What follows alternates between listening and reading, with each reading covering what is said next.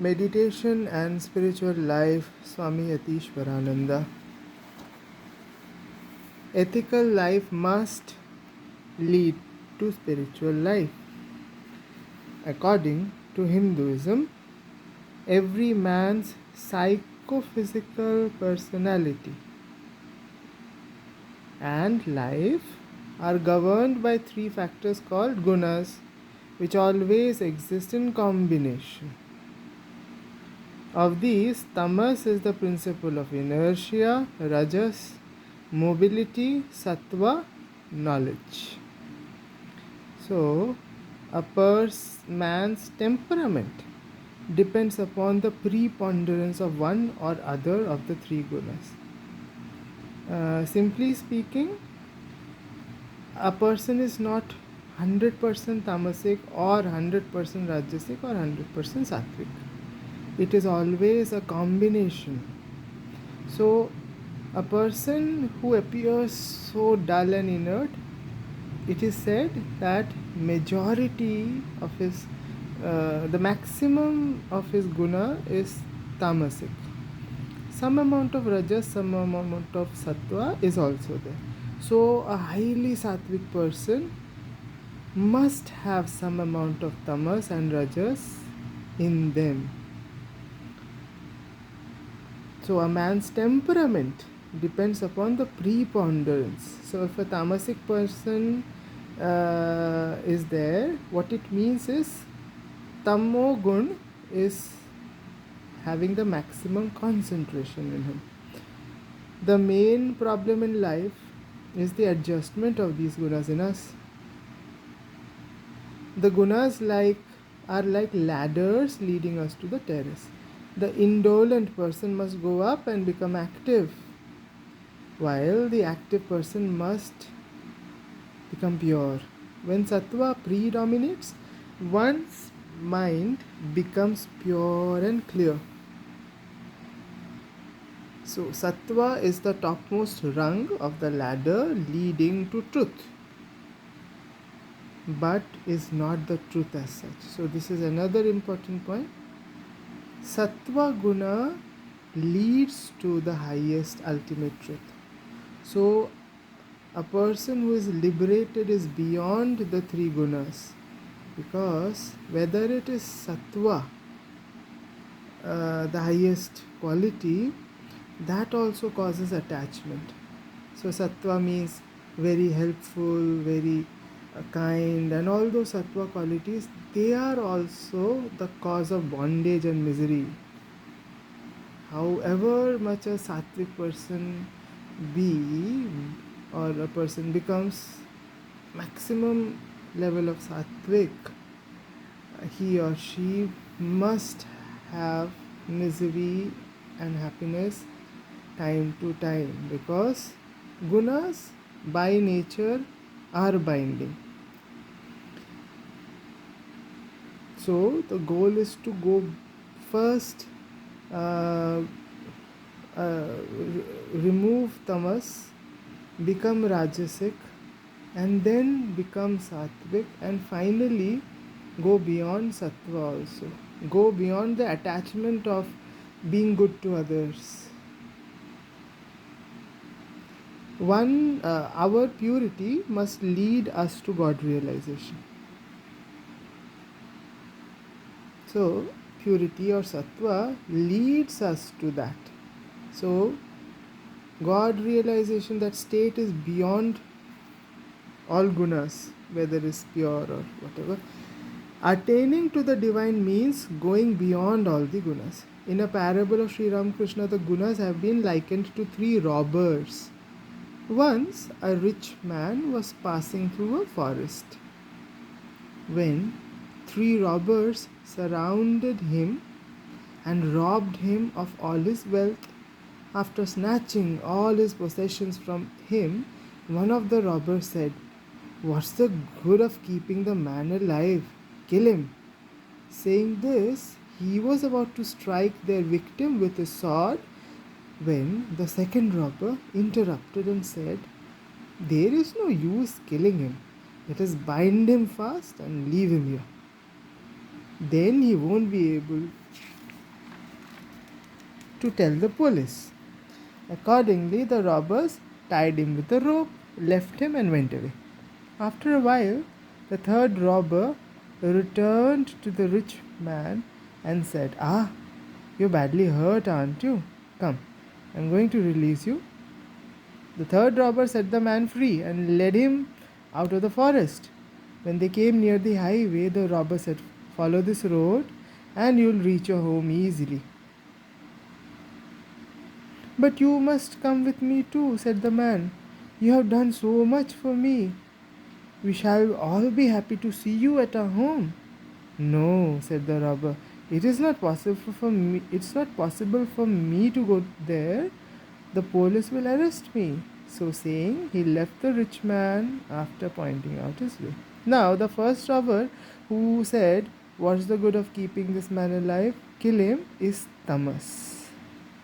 It destroys.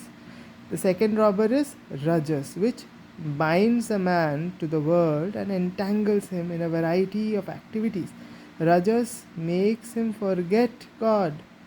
Sattva alone shows the way to God.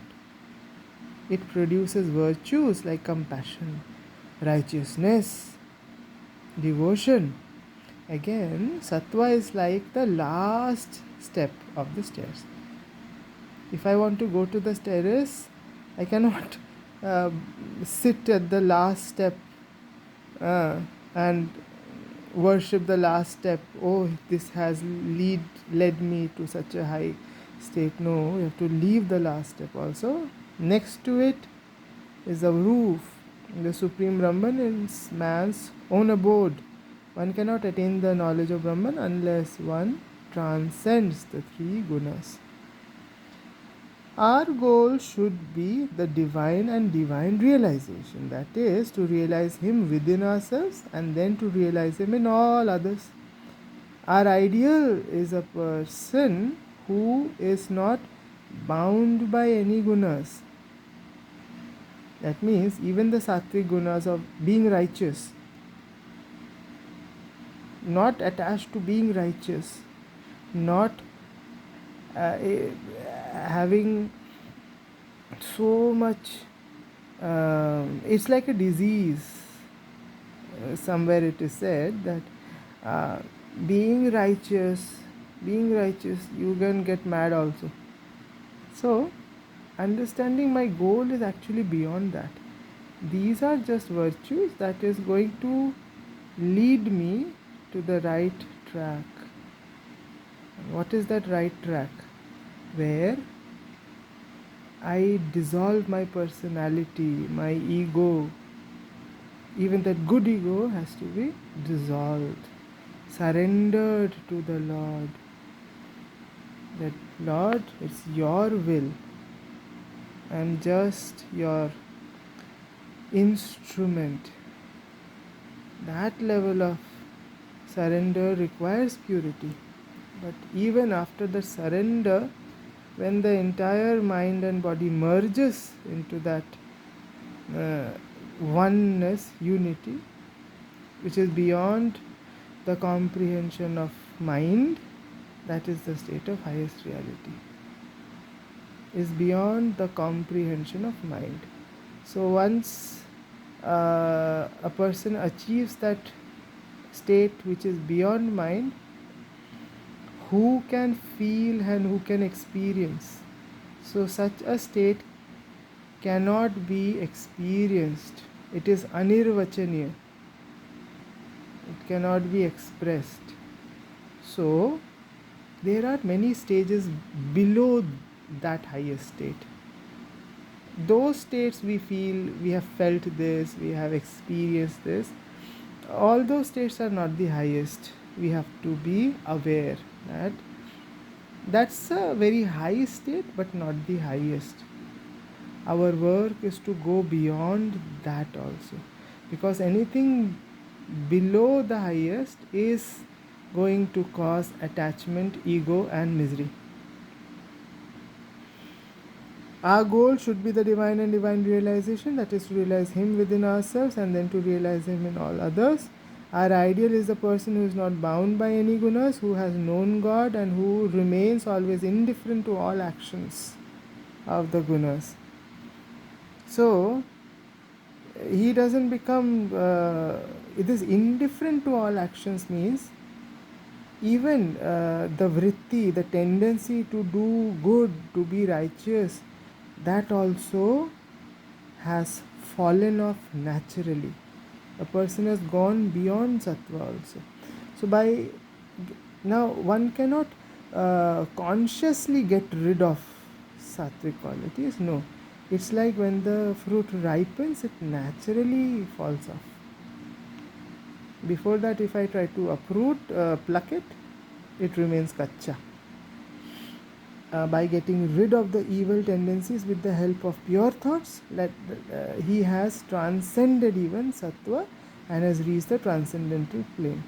Ramakrishna says, Thakur says, getting rid of the evil tendencies with the help of pure thoughts, it's like getting rid of a thorn that has strung my hand with the help of another thorn and then throwing them both. So getting rid of the evil tendencies with the help of pure thoughts and then transcend even that pure state also, you reach the transcendental plane. His mind can at the most come down to the rung of sattva. So that is the highest level the mind can reach. But never can it again go below that. And the mind also can't go above that also, which is the transcendental. Mere ethics does not make a man spiritual. It makes the foundation rather. Foundation, once it is built, then spiritual practices have to be begun. Just a ethical, moral, righteous person is not spiritual at all. He is at most a good person, not spiritual. Mere ethics does not make a man spiritual. Mere morals are no proof whatever of the spirituality of a person. This is a great mistake of what is generally called Protestantism, to make morality the be all and end all of life. Morals are necessary, and there can be no spirituality without one's previously having led a perfectly moral life. But morality itself can lay no claim to spirituality, which far transcends the plane of morals. The way it's like the mind is only going round and round in moral values and virtues. It's stuck there. It's good, it's necessary for the world, but for a spiritual life where you have to go inside, it has no significance whatsoever. The way significance is there, but one has to transcend that state also and then begin spiritual journey. Once it has begun, it has no significance whatsoever. Before that, all the moral dilemmas and fights will be there. The Vedantin says, it is not enough if you do selfless acts and lead a moral life. Vedantin says it is not enough if you scrupulously perform your duties, but something more is needed. You must attain the highest divine knowledge and thereby realize the highest goal yourself. Selfless acts and moral practices are only means and stepping stones to the necessary purification of the mind and understanding, without which the highest knowledge cannot be attained by anybody. It is like you clean a room, make it tidy, organized, but what are you doing in the room? Are you using to do your sadhana? Are you using that room to do something constructive? Our focus is only on cleaning the room. becoming moral and pure, but that is the beginning, first stage. It has no connection to spiritual life, because which spiritual life depends on two things. One is Shravan Manan Nididhyasana, studying, thinking, and reflecting, and sadhana. Selfless acts and moral principles are only means and stepping stones to the necessary purification of the mind and understanding, without which the highest knowledge cannot be attained by anybody. But the goal itself is the attainment of supreme consciousness and bliss. This consciousness and bliss are always within us. They are our real nature, only they are covered with the impurities of the mind. When the impurities are removed, the true self shines forth. So, just doing sadhana without having spiritual food from the books will not lead us much forward. Likewise, just reading books and thinking about it without doing sadhana again will not lead us much ahead. By impurities, what do we mean? Selfishness, actually. What is this? Why is it impurity? Because my real nature is not bound to this localized body and mind. It is beyond. It is like I think myself as a small wave, but I am actually the ocean. Ocean and wave are not different. So thinking and being attached to my waveform, it is called as an impurity.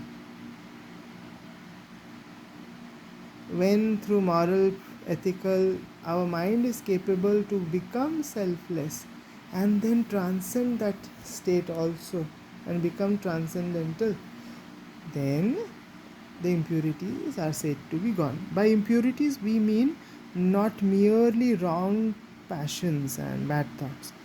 Even the so-called good impulses and thoughts are obstacles to concentration and the attainment of the self, because they bind us.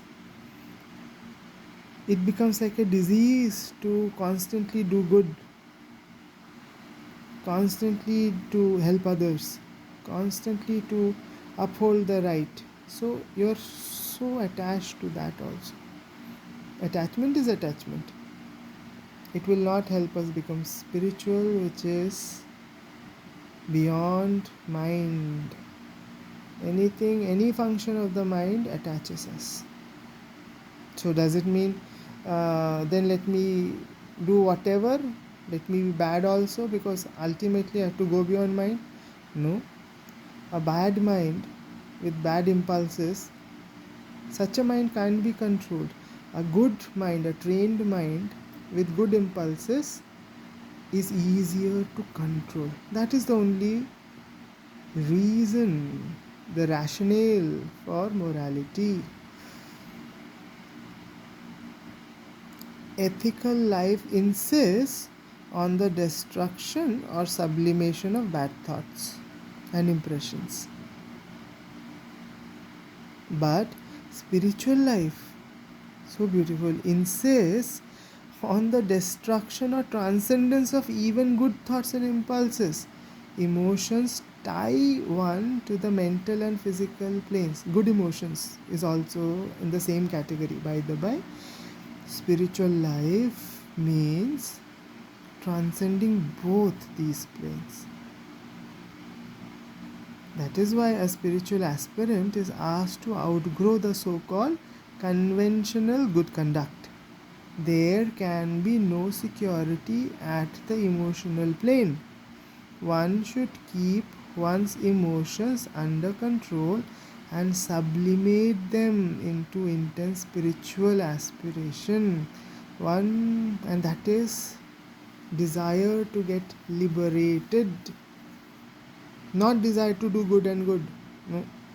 Desire for liberation is spiritual aspiration.